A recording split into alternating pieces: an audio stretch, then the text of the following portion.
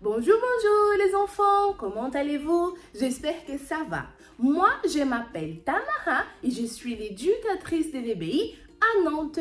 Et aujourd'hui, nous serons ensemble pour une nouvelle leçon. C'est très bien, n'est-ce pas? J'ai hâte de vous parler du thème d'aujourd'hui. Mais avant cela, levez-vous, placez la main au niveau de votre cœur, fermez vos yeux et nous allons d'abord remercier Dieu pour notre vie et aussi lui demander de bénir la leçon d'aujourd'hui. Vous êtes partants?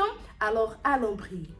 Seigneur Jésus, d'abord nous voulons te remercier pour notre vie, pour l'opportunité d'être ici, Seigneur, et d'écouter ta voix. Alors, Seigneur, que tu puisses bénir tout ce qui sera fait aujourd'hui pendant cette leçon. Que tu puisses nous montrer, Seigneur, quelle est ta volonté et ce que nous devons faire pour fuir, mon Dieu, et pour découvrir les stratégies du mal et ainsi, Seigneur, pouvoir vaincre et arriver jusqu'à la fin pour avoir les prix du salut. Au nom du Père, du Fils et du Saint-Esprit. Amen. Amen les enfants. Alors vous pouvez vous asseoir et sans plus tarder, nous allons connaître le thème d'aujourd'hui. Et le thème d'aujourd'hui est les enfants, comment combattre les stratégies du mal. Dites-moi, à votre avis, comment nous pouvons faire cela? Mais avant de répondre à cette question, j'ai quelques questions à vous poser. Avez-vous déjà été trompé par quelqu'un? Comment cela s'est passé avec vous? Ah oui, c'est comme ça. Oh, quelqu'un vous a fait ça? Est-ce que quelqu'un vous a déjà préparé une chose en cachette, mais vous l'avez découverte avant qu'elle ne se produise? Est-ce que cela est déjà arrivé avec vous? Qui ici, je vous vois. Très bien, les enfants. Et vous êtes-vous déjà trompé en pensant que vous aviez raison, mais vous avez ensuite découvert que vous aviez tort? Qui cela est déjà arrivé? Avec moi, cela est déjà arrivé, les enfants. Bon, comme vous savez, ici à l'EBI, nous sommes en train d'apprendre que la stratégie du mal pour nous vaincre et faire en sorte que nous perdions l'opportunité de vivre éternellement avec Dieu est la tromperie. Très bien. Oui, il nous observe pour savoir ce qui nous attire ou ce que nous aimons beaucoup. Et au bon moment, qu'est-ce qu'il fait? Il nous tend un piège. C'est exactement ça, les enfants. Nous avons appris ça, n'est-ce pas? Comme il les fit avec Adam et Ève dans le jardin d'Éden. Qui s'en souvient? Moi, je m'en souviens très bien ce qui s'est passé. Et je sais que vous aussi, parce que nous avons appris ça à l'EBI. Nous allons lire, les enfants, ce qui est dit dans la Bible. Pour cela, ouvrez votre Bible dans le livre de Genèse, chapitre 3, verset 5. Je vous laisse le temps d'ouvrir votre Bible et nous allons lire ensemble, d'accord? Allons-y. Mais Dieu sait que les jours où vous en mangerez, vos yeux s'ouvriront et que vous serez comme des dieux, connaissant les biens et le mal. Très bien. Donc, c'est ça qui s'est passé là-bas.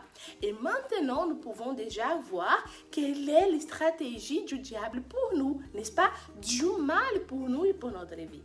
Et nous pouvons aussi, les enfants, savoir comment le combattre.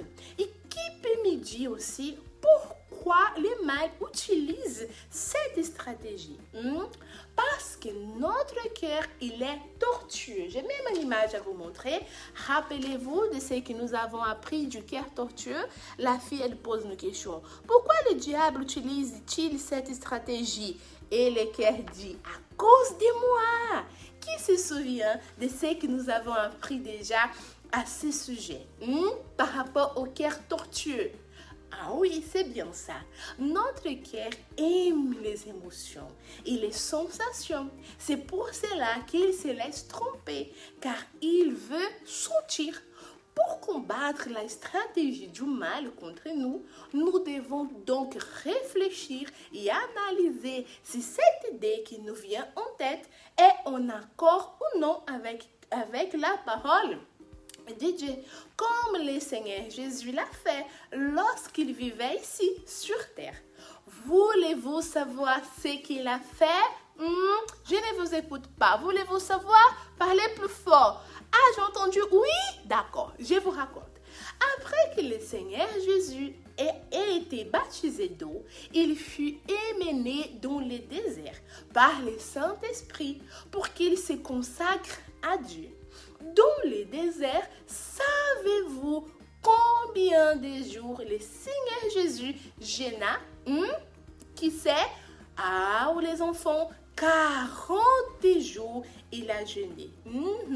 Après un certain temps, il eut faim. Et le diable qui l'observait déjà a remarqué que ce que le Seigneur Jésus voulait le plus à ce moment, c'était quoi? Manger, n'est-ce pas? Il a alors lancé l'idée. Écoutez l'idée du diable. Si tu es fils de Dieu, ordonne que ces pierres deviennent des pains. Parce qu'il y avait des pierres autour du Seigneur Jésus. Je vous montre l'image. Regardez, il voulait que ces pierres-là deviennent en pain.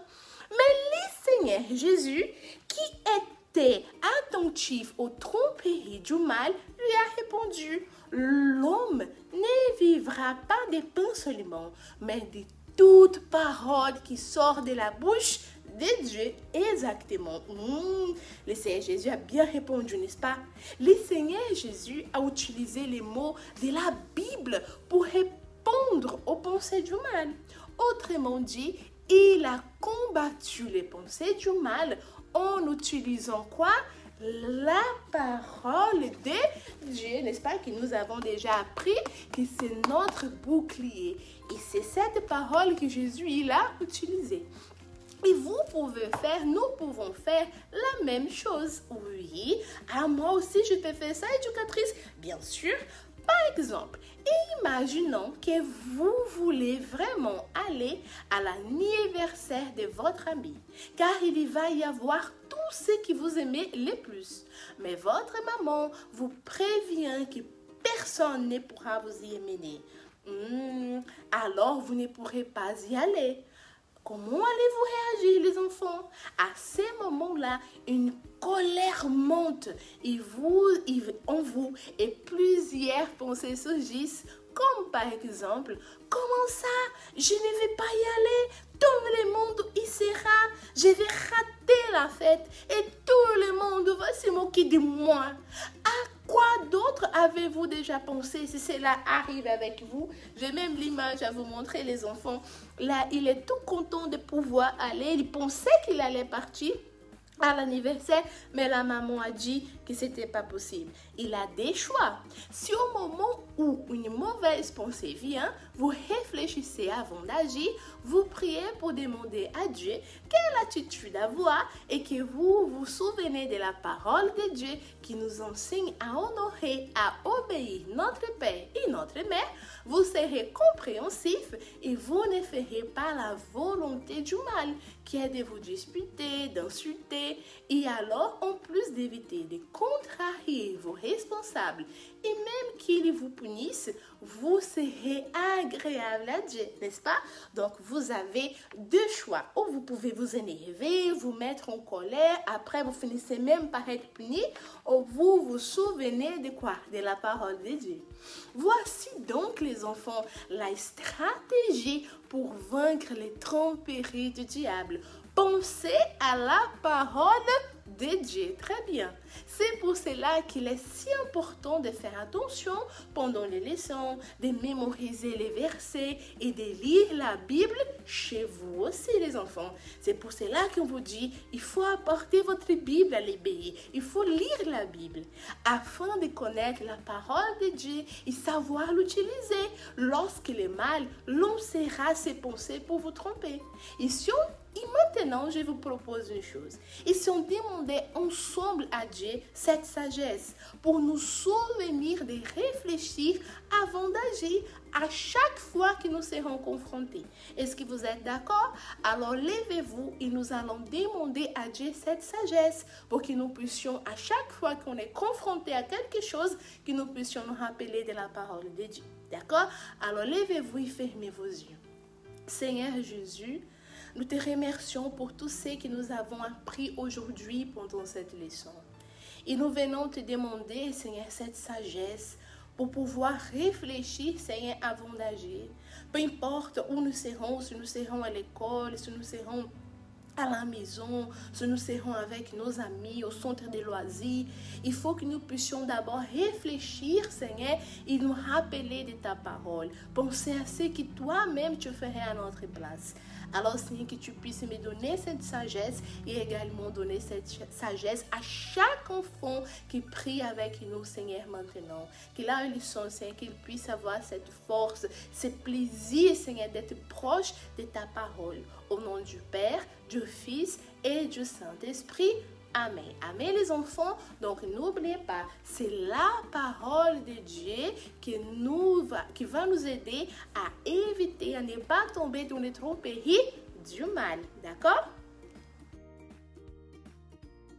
Et pour notre pratiquant d'aujourd'hui, regardez ce que j'ai entre mes mains. Vous avez déjà joué à ce jeu? Non? Pas encore? Ce n'est pas grave. Vous allez apprendre à jouer aujourd'hui. Et si vous savez déjà, vous allez pouvoir aider vos camarades. Donc l'éducatrice qui est avec vous, elle a également préparé un jeu comme celui-là. Et elle a des bouchons aussi de couleurs différentes. Vous allez jouer avec un autre camarade et chacun va recevoir des bouchons de la même couleur. Par exemple, vous allez recevoir 3 bouchons rouges ou 3 bouchons bleus. D'accord? Et le gagnant sera celui qui arrive à mettre les bouchons de la même couleur en ligne droite. D'accord? Ah, éducatrice, ça va être trop simple. On va voir ça, d'accord? Ah, mais éducatrice, je n'ai pas encore compris comment nous devons jouer. Ce n'est pas grave. L'éducatrice qui est dans la salle avec vous, elle va encore vous expliquer et enfin vous allez comprendre, d'accord? Et vous allez comprendre, les enfants, pourquoi c'est très important d'être attentif dans la bataille de notre vie, les enfants, pour ne pas tomber dans les tromperies du mal, d'accord? Après cela, nous aurons également notre activité. Mais avant, je vous pose une question. Quelle est la stratégie que nous devons avoir pour ne pas tomber dans les tromperies du mal? Tu peux me répondre? On a parlé de ça pendant la leçon aujourd'hui. Ah, très bien. Et pour cela, pour notre activité d'aujourd'hui, l'éducatrice vous donnera une feuille où vous allez vous dessiner en train de méditer la parole de Dieu. D'accord? Après cela, nous aurons notre mémorisation. Qui, si vous pouvez me dire, les versets que nous avons lus aujourd'hui, ils se trouvent dans quel livre, quel chapitre, quel verset? Ah, très bien. Donc, pour bien mémoriser notre verset d'aujourd'hui, pour l'apprendre par cœur, l'éducatrice a également préparé une activité. Je crois qu'elle a aussi un pot, peut-être pas comme celui-là, mais un autre pot. Et à l'intérieur de ce pot, regardez, écoutez, il y a quelque chose. Qu'est-ce qu'il y a ici à l'intérieur? Vous allez découvrir dans la salle avec l'éducatrice. D'accord, les enfants? Bon, nous arrivons maintenant à la fin de notre leçon. Pour moi, c'était un plaisir d'être ici avec vous parce que moi aussi, j'ai beaucoup appris aujourd'hui, n'est-ce pas?